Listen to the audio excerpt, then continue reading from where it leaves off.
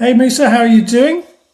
Hello, Jonathan. I'm doing very well. How have you been this week?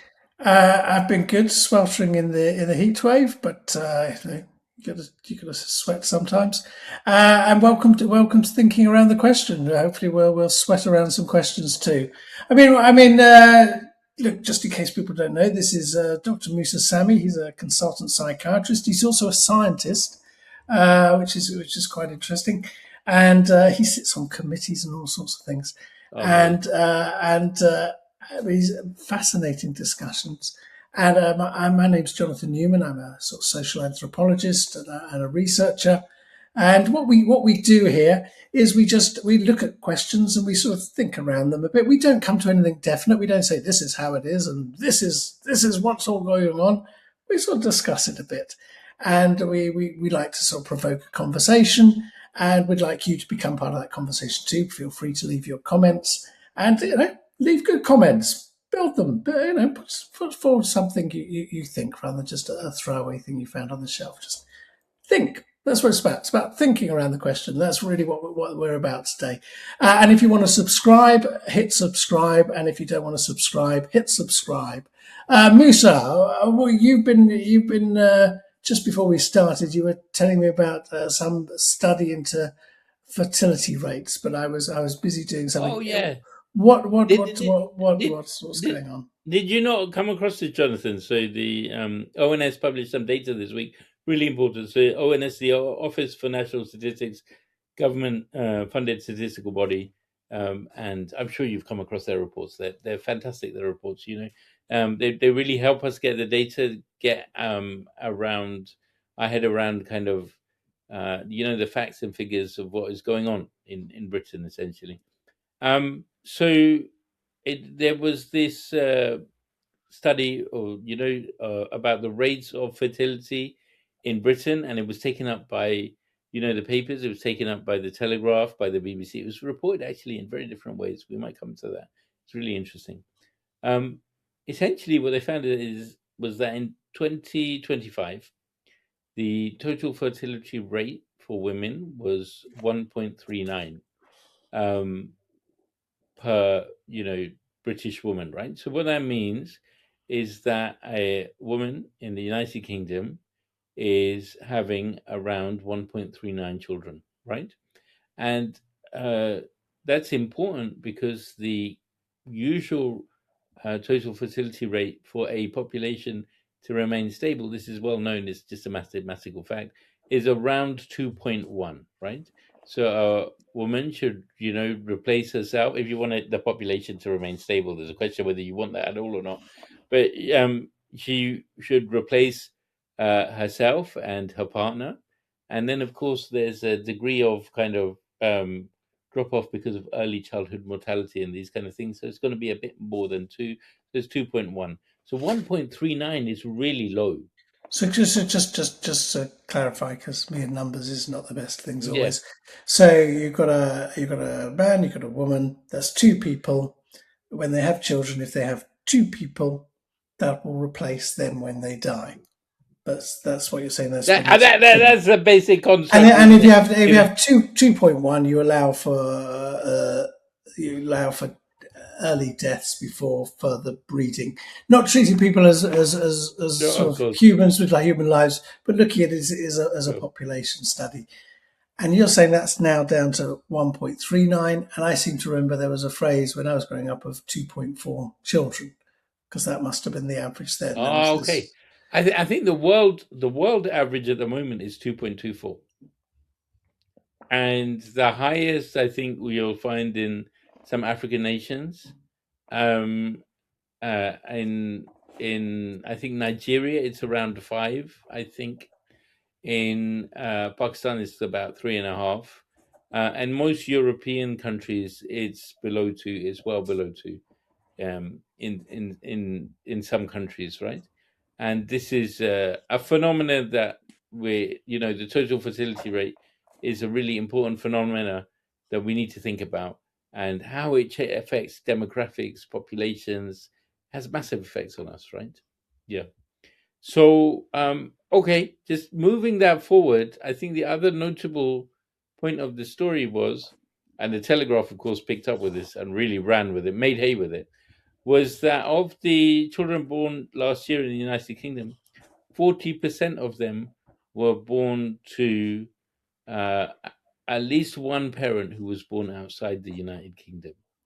And, just going through, as I do, I don't know why, the Telegraph comments page, it was just rife with uh, ideas about, we're being replaced by immigrants, we're being taken over, and all this kind of allusions to all this kind of other stuff, which, I mean, I just found it really interesting that these were the kind of take-home messages from this otherwise very factual and really helpful report in thinking about where this country is going. I mean, it's fascinating. It's something we, in a sense, we don't really talk about that much. Is population growth or population shrinkage, and I can imagine lots of different ways of looking at it. We can look at it in economic terms. We can look at it in cultural terms, what it means to have more people in a space, less people in space. We can look at it in resources terms and climatic change terms. We can look at it in terms of what it means to have a child and what it means to have more than one child, how you have the economy of a child or how you work and all the life possibilities of where children fit in. And you can look at it in terms of meeting other people and bonding and forming relationships and where the family fits in. You can look at all of these. I'm sure they've all changed over time. And what you're telling me is that the Telegraph, out of all the possible ways it could have looked at it, and it seems, a whole smorgasbord out there, it's decided to look at it in terms of if someone was originally born inside the legal boundaries of the UK, or if someone was originally born outside there as a marker. And why is that significant? You tell me, Jonathan, why do you think it's significant? Well, I don't know. I think that's something that has. I think that's. You see, I can imagine for people on many sides of the argument, they'll go, "It's not significant. It is significant." My question is, how is it significant? When is it significant? How do we make it? Okay. How do we create its significance? What's going on there? Because whatever position people are taking about it, they're inferring something from it without necessarily stating it. Sure. But you use this word replacement. What is the replacement? What is? All right. Let's before we get that, let me just chide you slightly. You are. I understand that you are the son of a professor of medical statistics. Is that right? That's correct. And Not that I can't do numbers very well. Just so you know. Of course. And you're also an academic, and I'm sure you've come across this comment before. Significance, by significance, we often mean statistical significance, which is a quantitative phenomenon. So I will try and avoid overuse of that word and try and say something is important or of particular importance, right? But yeah, go on. No, I meant it in sort of a slightly woolly I social know, science of way. course. How has this become significance to us, the Telegraph, rather than what's the interval of significance in this study? I mean, I'm sure that's the conversation you'd quite like to have, but you can't have it with me because I have no idea what you're talking about. Right. Of course, but look, I think that there is a more amorphous view that's kind of coalesced around this idea. And I don't hold this view, so you will have to excuse me if I am paraphrasing or caricaturing this matter. This idea that foreigners are coming to take over Britain. These foreigners have foreign cultures and foreign values. These foreigners are Muslim, which is just terrible because we've been at war with Islam for the last 1,500 years. I believe this is I believe I'm accurately articulating this. And they are doing this now through breeding, right? And so essentially, if you could just take the comments from the Telegraph at the bottom. I always, firstly, I find it fascinating when the Telegraph puts its paywall off, right? when it puts this paywall off, it's something it wants you to read, right? And if you just take some of this, from the Daily Telegraph, from the Daily Mail, and you just put it through ChatGPT, and just did, I don't know, even a basic thematic analysis of what some of the comments are, it would just be, I mean, to me anyway, as a British Muslim, it's particularly horrifying. But I believe that's the view, that people are coming to take over, and this is evidence that people are taking over, right? There's much more important stories within those figures than that. But that was one of the key take homes that was taken up by this national leading paper. So I want to look at that theme Sure. of being taken over, because Mm, you're a psychiatrist and you're talking about the invasion of the body snatchers. You're talking about those tropes, those symbolic tropes that some alien force comes in and takes over us. And they've been used in situations of conflict violence. They're very popular tropes, always, always. The other side is breeding, trying to take over us, or the other side is doing something. Reproduction is such a hot area in terms of mm, creating threat. And of course, the worst thing is in conflict and violence is then people do violent acts around reproduction in all sorts of ways, which mm, some of them you think, how does that even make sense? But this is where it takes us. What is this thing from a psychiatrist point of view? What is this thing about being taken over? What is it to be taken over? To be wiped out? To be have this force come in and overpower you and take you over, not in a one movement, but insidiously over time? What is that when people present with that? mm, mm. I think that's really interesting. I mean, immediately one's mind would go to kind of Freudian concepts of the needs to survive, and the needs to reproduce being the central drivers of unconscious urges, which brings up all kinds of primitive and sometimes sophisticated defense mechanisms, and kind of takes on a life as its own, but ultimately can be reduced down to these basic, primal kind of urges. And uh, one could also look at it as a view of needing to have a sense of stability, attachment, a personal sense of self, in which needs to be defended, and that is often those attachments come from early life. Then they may be related to particularly important cultural influences, landmarks, where one begins to define themselves. I think it's really important that we begin to define ourselves. Often, even a child begins to define himself in contrast to the other. Children will often learn to say no before they say yes, for example, right? And so that's when you begin to see children's personality develop, when they say, no, I don't want that, or don't do that. And so othering, in a sense, is a really important part of identifying who we are. And there have been lots of arguments about this. I mean, if you think about, and I might have talked to you about this before, the concept of England, has really come out of kind of Shakespeare's, plays. And a lot of that is about the kind of the ongoing wars with France, Henry V and so on and so forth, right?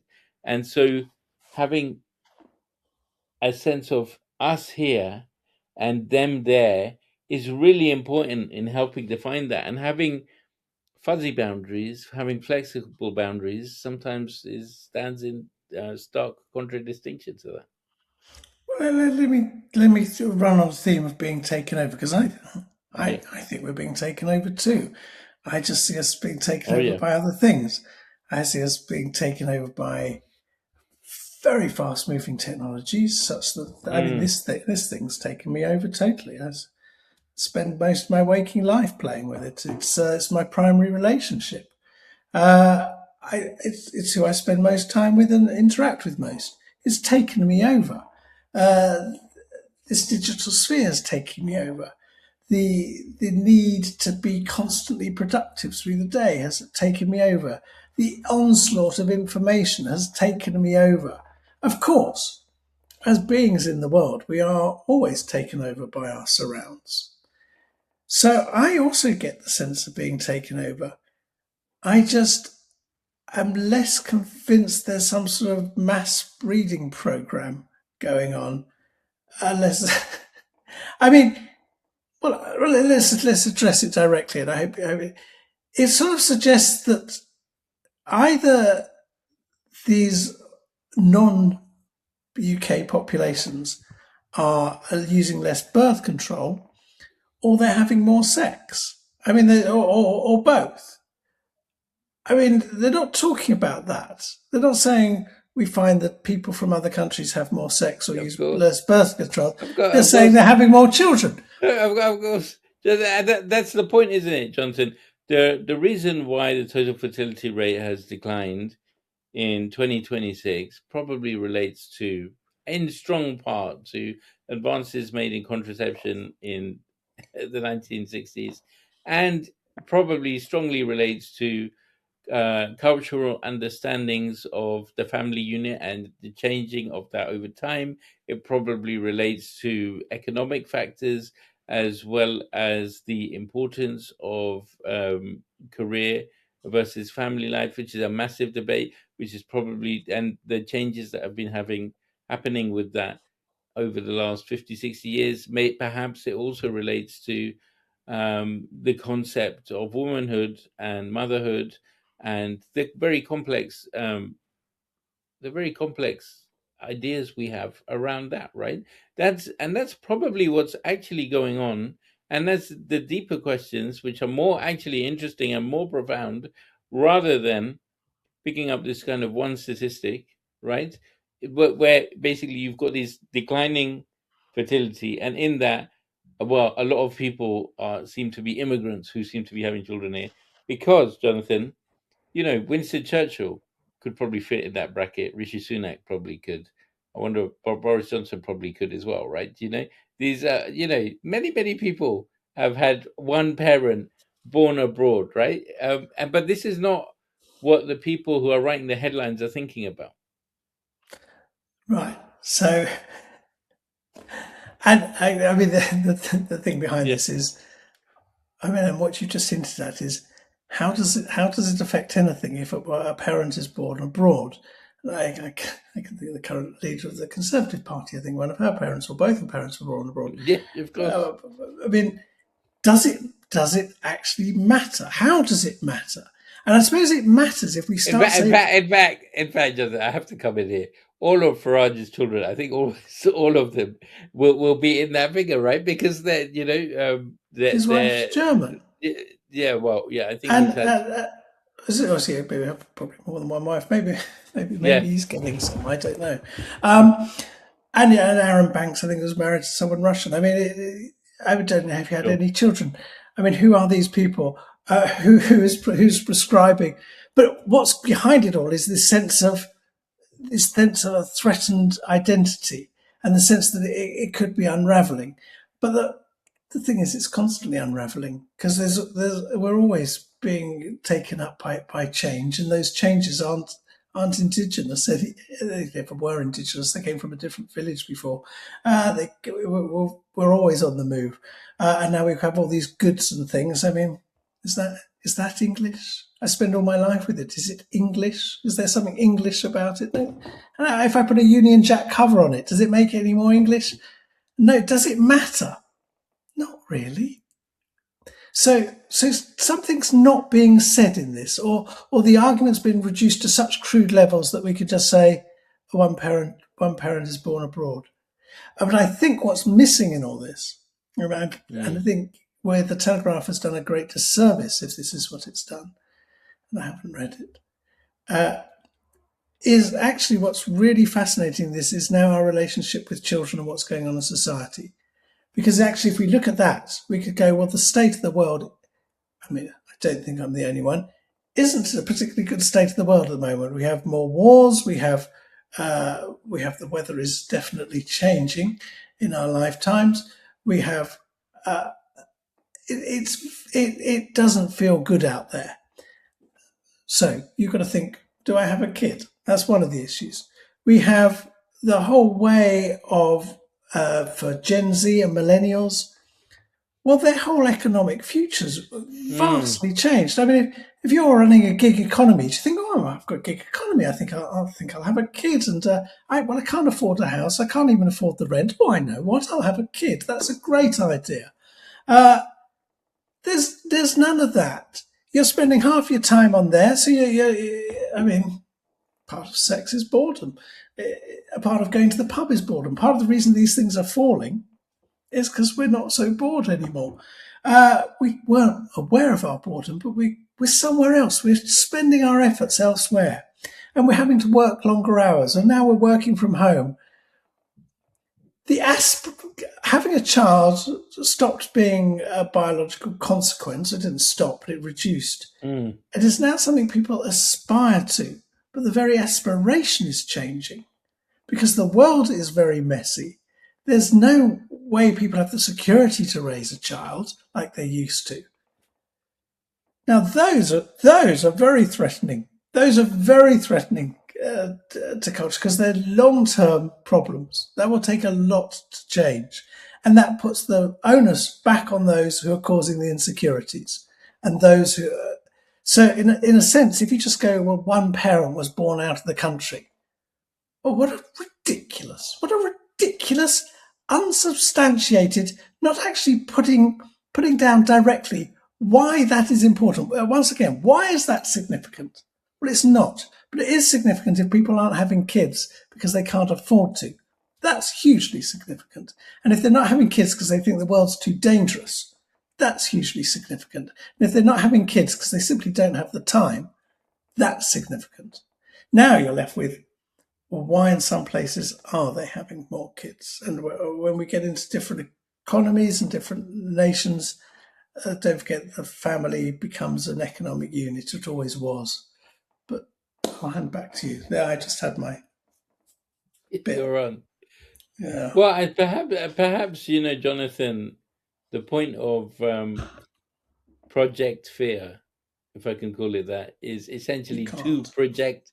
Why not? That's what's going on, isn't it? Underneath all of this, you are projecting fear into. So I read this stuff often. I come across it a lot. We've got some comments which are on our podcast. We follow them. Which are basically trolling me and you as well. They have a kind of, some of them have a racial aspect to them, or religious aspects, or but there is an attempt, isn't there, Jonathan, to project fear into populations, to say that you are being taken over, you are being invaded. That's what a lot of these stories are about, or the coverage of these stories are about.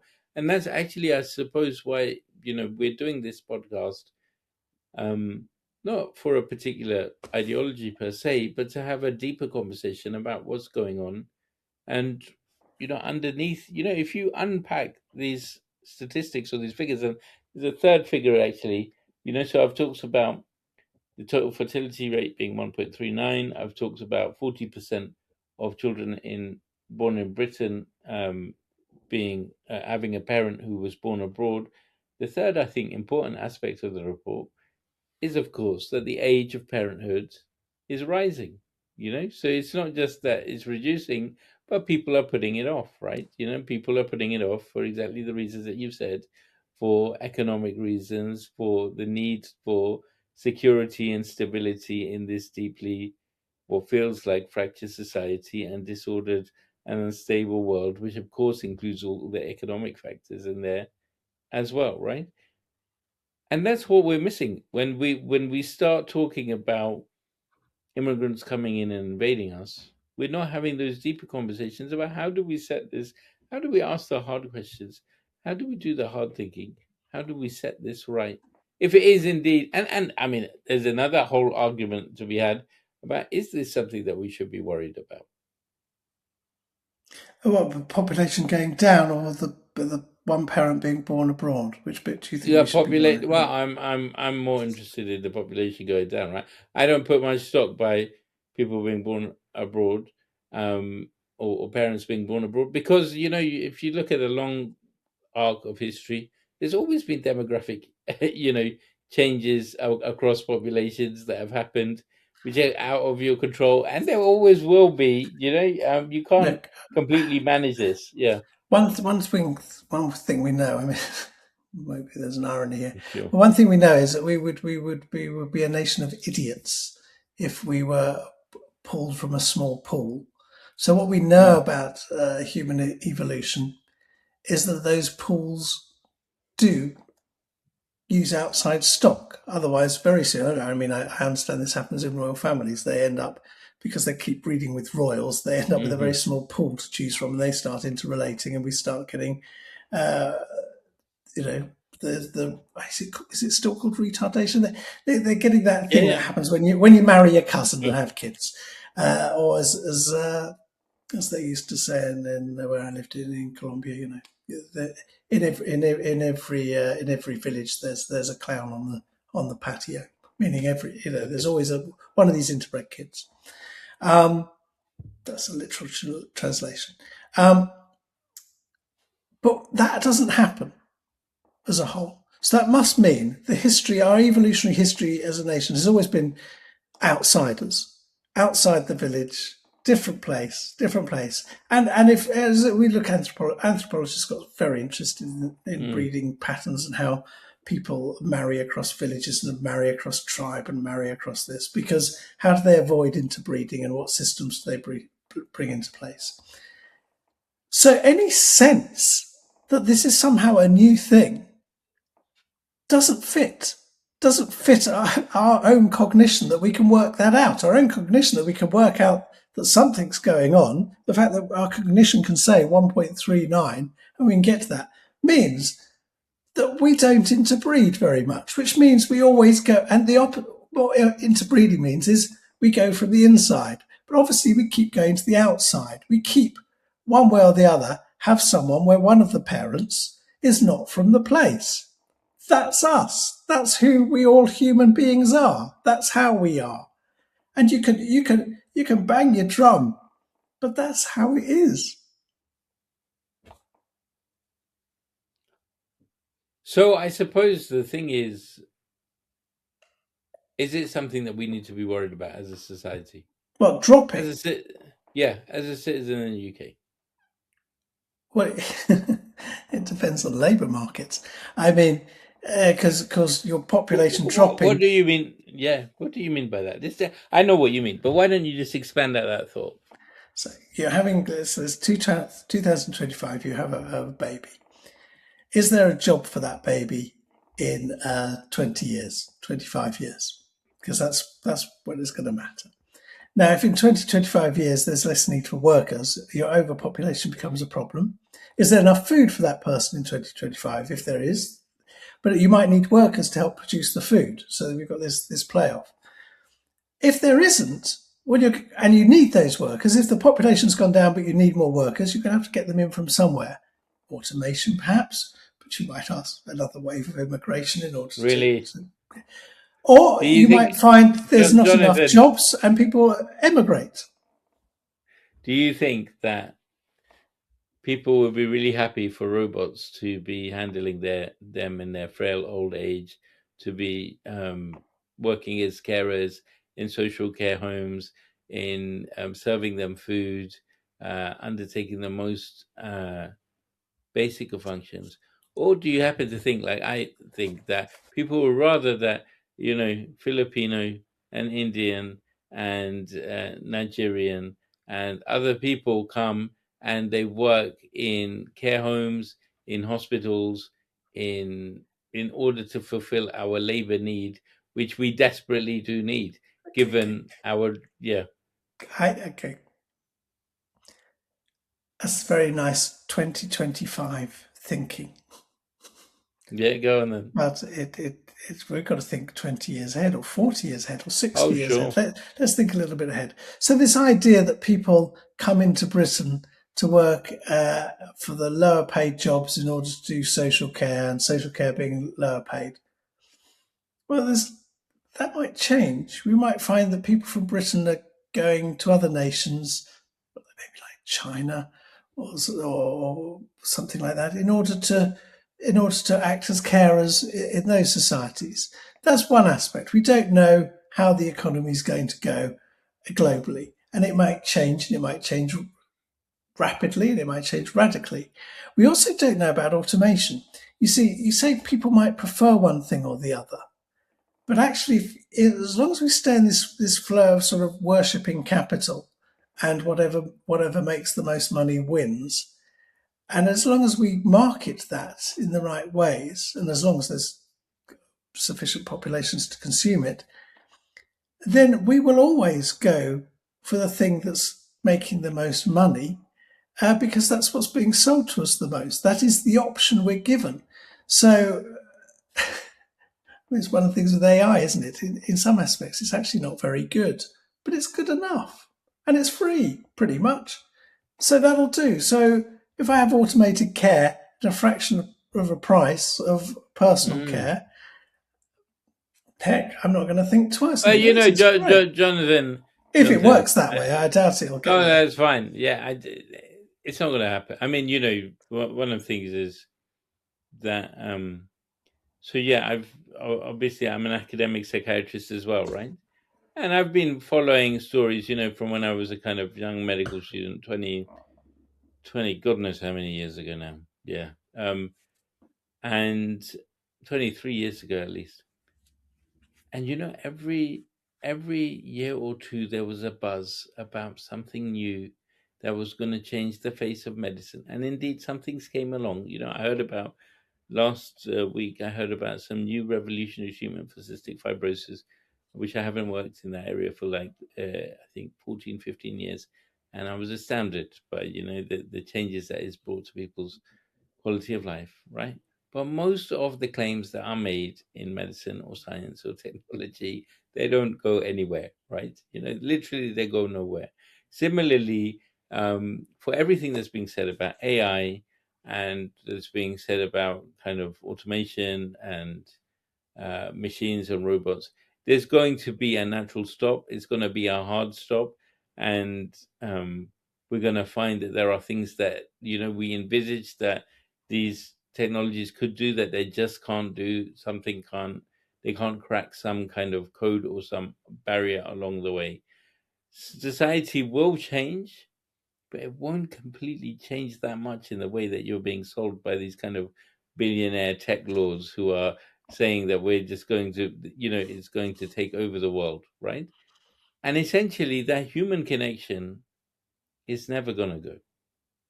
That's my prediction for the next 20, 25, 30 years. And that human connection needs migration and emigration and immigration and remigration and conversation and that personal touch. And if we lose it, Jonathan, we don't know what we're losing. I see this in my clinic all the time, the kind of epidemic of loneliness and how this affects us.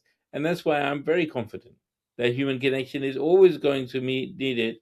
And we are always going to either need immigrants or ourselves be emigrating somewhere. And so I think that these conversations that we're having, in a sense, it may be in a very short period of time. It might even be in 5, 10 years' time. That as a country, Britain, we will be asking, begging immigrants to come to this country to build up our services, because the conversation that we've had thus far has been so toxic that it has driven many people away. Yes, I mean, let me respond to that in two ways. One, sure. I think it's less about migration and immigration. These are just movements. The human being, unlike the tree, is a moving thing. It gradually forests move. They move with the temperatures go, but they're very slow movers. Mountains move. I mean, the whole of the Himalayas has grown, but it's in our time frames, in human time frames, these are incredibly slow. Well, human beings move, and they move in human time frames, all linked to the technologies, the economies, and the cultures of the time, but they move. And part of how it happens as we move is we mix, and we mix ideas. So the Greeks, I mean, see, everyone reveres the Greek philosophers. well, what on earth are those ideas doing outside of Athens? They should just stayed in Athens. And do the Greeks own those ideas more than the non-Greeks? If someone's born in Thessaloniki, do they have a better right to Socrates than someone born in Fiji? I don't think it works like that. But these ideas have spread, and technology spread, and that's why I had spaghetti today. And I had spaghetti because it didn't come from here. I quite like spaghetti. And I had Parmesan cheese, a different technology, a different process. And they've all come from other processes. They weren't just invented out of the blue. They've all emerged from things coming together. So part of human existence,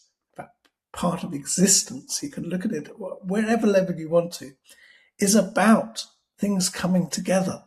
And is about them adapting to around themselves and forming new units. You might have resistance to that, but it will take place. I mean, this is the irony with all this sort of replacement theory and all of this. It'll say whatever it likes. It can have its biggest battles. Whatever it wants to do, it can half destroy the population. It could end up with its pure race. But as soon as it's got that pure race, it will start fragmenting again.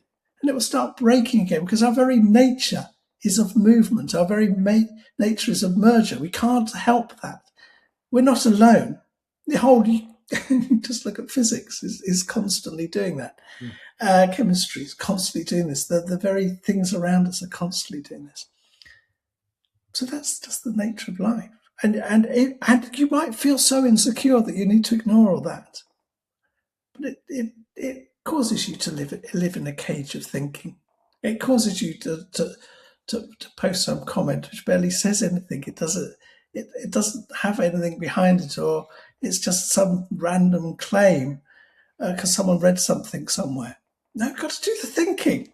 And it doesn't take much thinking. You just look at things, sit back from your ideas and look at them. And it's quite beautiful. But I want to tell you one more thing, which is related to this.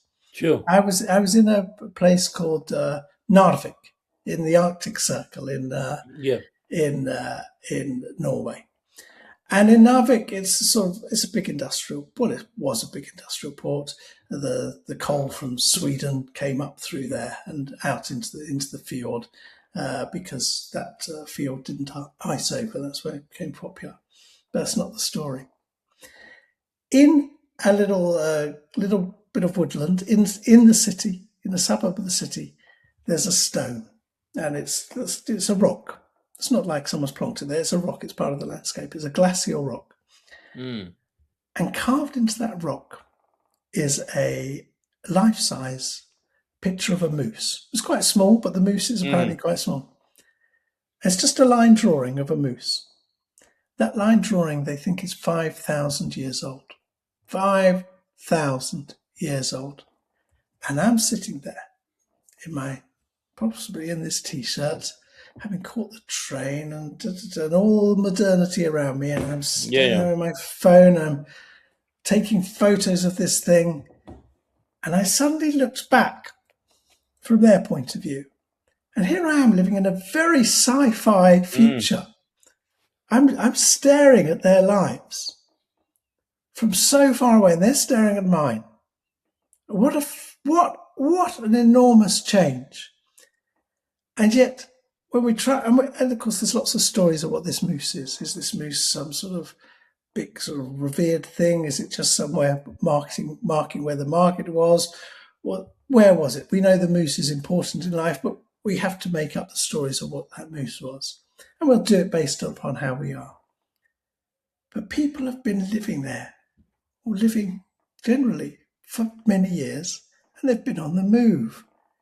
And they've been leaving marks in society, which no longer mean what they meant. They've changed. And we can't quite understand what the moose was to them. It's different to what the moose is to us now. So people might go, oh, one person was born abroad. Yes. Well, in 5,000 years, does that matter at all? Does that sound like some sort of if you found record of that, you go, what's strange people. Abroad, what is abroad? And the old professor going, well, we've got different theories of what abroad is. Because if we're going to be true to ourselves, we've got to be true to ourselves, what we are. Not true to, oh, it's 2025. I don't like this. I want to be this. I want to be that. No, what are we? Go and have a look at a moose from 5,000 years ago. What are we? And someone would go, oh, yes, that's the indigenous populations. Well, we're all indigenous populations. We're all indigenous populations because someone else might draw the lines. What does it mean to be an indigenous population? Wherever you were born, does that make you the indigenous population of that place? I was born in Bushy. I think I've been through Bushy. I was born in Bushy. Does that make me a Bushy? A Bushy? Am I Bushy? What does it? What on earth? And I'm sure if I met the people from Bushy, yeah, I might get on with them. I might not. I don't know. What has it got to do with my life? Indigenous. I think, Jonathan, the argument would be that because of the country or place of your birth, some kind of property right accrues to you, some kind of cultural right, some kind of, and then I mean, it becomes more and more convoluted when you start thinking about it. Then you start saying that, well, some cultures are better than others, and you can see that because here in our little place we do things this way and we see things this way, and we have our own problems with, I don't know, misogyny or whatever, right? But at least we don't have the problems that they have over there because they do things this way and that way. And those people over there are thinking exactly the same about you. I know, because I transverse cultures, right? And so the arguments become really, really convoluted and difficult to follow and difficult to disentangle. And so everybody's just so really angry with each other and fed up that nobody's talking to each other. But what that story that you told me about the moose 5,000 years ago always reminds me, whenever I come across things like this, do you think, Jonathan, that we have changed much in 5,000 years? We are essentially the same people. Even evolutionary biologists would say that we are essentially the same species. We are the same people. We have the same hopes, the same aspirations, the same desires. If you actually go back and you look at, ancient texts, or what we would consider ancient texts, you will find that they are thinking the same things that we are thinking now, perhaps in different forms. Perhaps they didn't have iPhones. Perhaps they had, papyrus, which was the new technology, or they had canoes rather than ships and airliners. But essentially, things don't change that much. And I think we do ourselves a disservice often when we think that we're on the cusp of massive technological changes and there have been huge civilizational advances. And we are no way akin to those populations or those peoples who have passed before us. And I think that one of the worries that we have is that these debates about immigration and emigration and us and others we've had before. We've had there's different frequencies to this. We've had this 1,800 years before in Europe. It's probably come up every 150 years in Europe.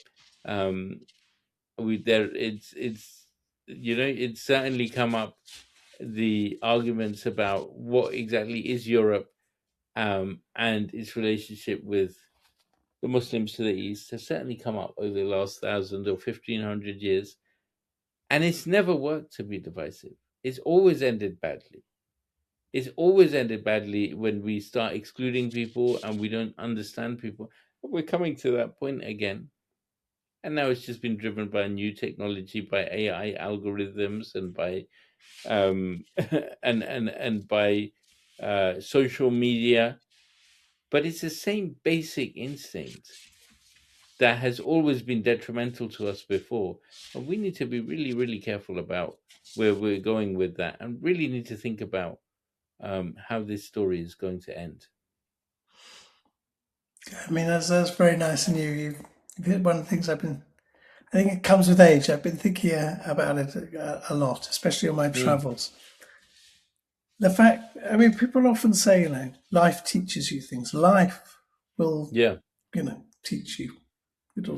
Life will teach you, meaning it's that interpersonal journey. You'll learn things. You'll learn, that was a mistake. That was good. Not the big political picture life teaches you. And it occurs to me, we're all we're living the same story that has been told 1,000 times.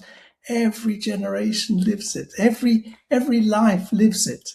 That we drop into the river and it takes us, and we're always going, wow, this is different. It's always Mm. changing. The surrounds might change, but the themes don't change. And people might create narratives and theorize around it and go, oh, yes, well, this is because of this genetic code, or this is a disposition to do this is a disposition to do that. But I think the answer is actually to look at the arts and the philosophers. The Mm-hmm. questions we ask really haven't changed. Uh, and we are, it doesn't matter. In the world of politics and all these, whatever we talk about, there's actually just people. And those people have a subjective view of the world. Even if they're absolutely power crazed, they're still caught in their own little journey on Mm-hmm. that. Those haven't changed. And the more I look, the more I see, just a repetition of this. It seems new to us. And what I do see is people going, no, they're fighting against the river. They fight against the river, Mm-hmm. or they push back, or they try and stop it going where it's going. But it'll go there. That's what life teaches you. Life teaches you to you go there. That's just how it's going to go. Uh, and I think that's one of the problems with all the intolerance and the fracturing and all of that, is we live in a time where, and we're doing it, we're in it, where this idea of creating knowledge and being a voice, Twitter, it was a great phrase. It's the noise of all these people. This is my branch. This is where I am. This is where I am. This thing has become a noise of information, a noise of Mm. feeds, a noise of marketing. Don't forget, the information I get is what's ultimately being fed to me, sold to me, paid so that I consume it. That's what's going on.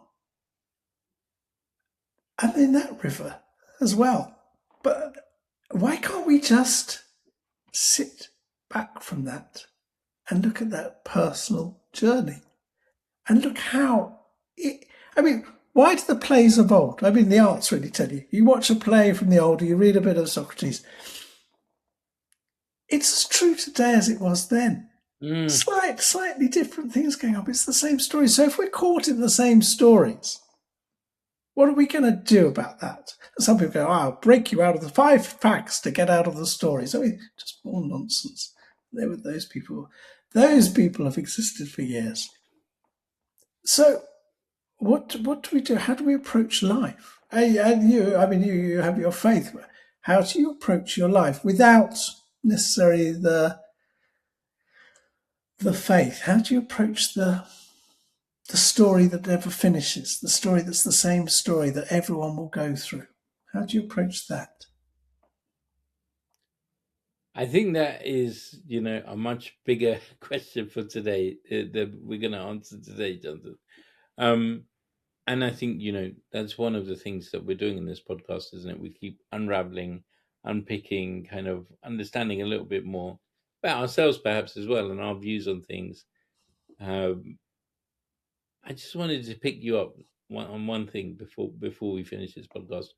So we were speaking to the producer too, about some of the comments that we've been getting, right? And it's I find it really strange. I mean, I'm very pleased that the podcast is beginning to pick up. Get a few more subscribers, get a few more comments. People on different platforms are picking up, so I'm very pleased about that. But there's been a certain strain to some of the comments, which have been basically, uh, what can you say? They've been Islamophobic, they've been racist, they've been anti-Semitic as well. or at least I would say that there are certain themes there, and certain tropes which have come up again and again. And I wonder what your take on that is, Jonathan. I find it bizarre. Why would we're just two men sitting here having a chat with two mates, right? Why would you think that this would bring about some of this thinking? Right. It's odd, isn't it? And the comments are. I don't like these terms, particularly racist, anti-Semitic, Islamophobic. I Yeah. don't think they describe very well what's going on. What's going on is there's a couple of people who just, I don't know if they've watched this. One of them clearly has actually, but they just leave these sort of things that refer to you as a Muslim, or they refer to be as Jewish, even though actually if they watched it, they'd say I don't quite identify that way. But and then they make some sort of either a crude insult, uh, which is a bit odd. This is the nature of the internet and these things. Or they make a short phrase which is used elsewhere, like a little slogan of some sort of, you Mm-hmm. know, don't like you. I don't like you because you're this. Even if, what we're trying to say on this podcast is who are people? They're not one singular thing. Mm-hmm. And I'd argue they're not anything, even that. And then sometimes you get these things saying, it's back to the takeover. We're all being taken over. But what we're not getting, I encourage people to do it. We're not getting people thinking around the question. We're not getting any thinking. We're just getting statements, But which yeah, is fine. sure. I don't have a problem with that. But No, I'd no, but like eh, a bit more, a bit more sometimes, conversation. yeah, of course. But Jonathan, sometimes that's the point of these kind of tropes or these comments that they kind of they push you out there, and they are essentially sometimes a defense mechanism for a really fragile ego or sense of self underneath it all, isn't it? So it's and that's the point of them in terms of our unconscious drives. That's what's bringing out some of these things. So I've had this issue, Jonathan, for a long time. I've probably told you about. You know, I was born in this country. I'm 43 years old. I was here in 2001 when September 11th happened, and there was a lot of fuss about what Islam was exactly. And I could count with you on the number of fingers of one hand how many times people have actually asked me, come up to me and ask me, hang about, so what exactly is your view about all of this stuff then? I probably three or four or five, unless I've gone to specific interfaith forums or I've sought out those particular conversations, right?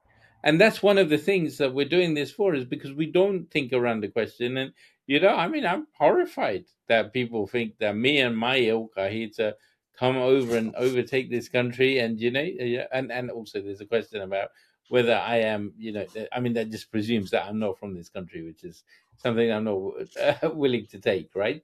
And so, what we need to do, and what this podcast really wants to do, is it wants to engage these voices and have these discussions, and maybe invite some of you onto the show to discuss with us. However, what we really need to do is have a two-way conversation. So we're willing to have that conversation with you.